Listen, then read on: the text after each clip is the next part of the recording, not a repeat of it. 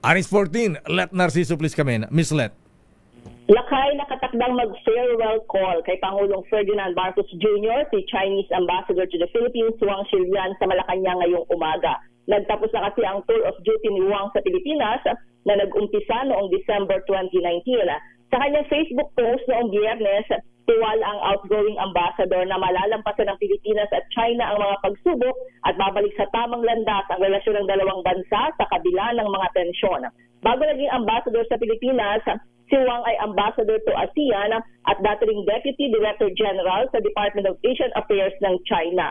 Nabatid na sa panahon ni Wang ay may nabuo namang makabuluhang mga kooperasyon sa infrastruktura at agrikultura ang Pilipinas at China. Pero kasabay nito, ang matinding tensyon sa usapin ng teritoryo sa West Philippine Sea at mga insidente sa karagatan na humantong sa sangkatermang diplomatic protest. Lakay?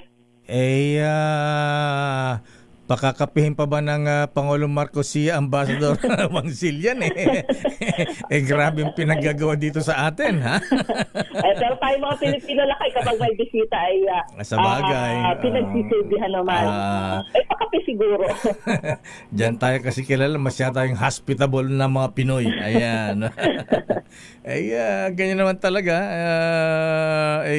Part ng ano yan, kailangan kung pagka-statesman ka, kailangan kahit na kalaban mo, kahit na minumura mo na sa kaloob-looban mo, pero nakangiti ka pa rin. Totoo lang. Ayan, iniisip nga namin, ano kayang may ibibiling kayo sa President? Sabihin mo naman sa boss mo. Oo nga, Ayan. Sabi ka, Xi Jinping, huwag naman kayo masyadong ibubuli, ha? Ayan. At ikaw din. Ayan. Di ba itong si Ambassador Wang Xilian din, kung ano mga pinagsasabi din sa atin nito, ha? Lalo sa Coast Guard. Ayan. Ay, nako talaga. Abangan natin, sana mas mabait, ayan, mas friendly yung susunod na papalit sa kanya bilang Chinese Ambassador sa the Philippines.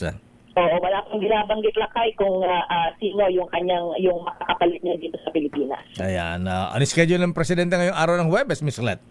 Yan pa lang so far, Lakay, 9:00 ngayong umaga. Okay nga, Rud. Maraming salamat, Let Narciso, mula sa Malacanang. Good morning, balik sa'yo, Lakay. Daming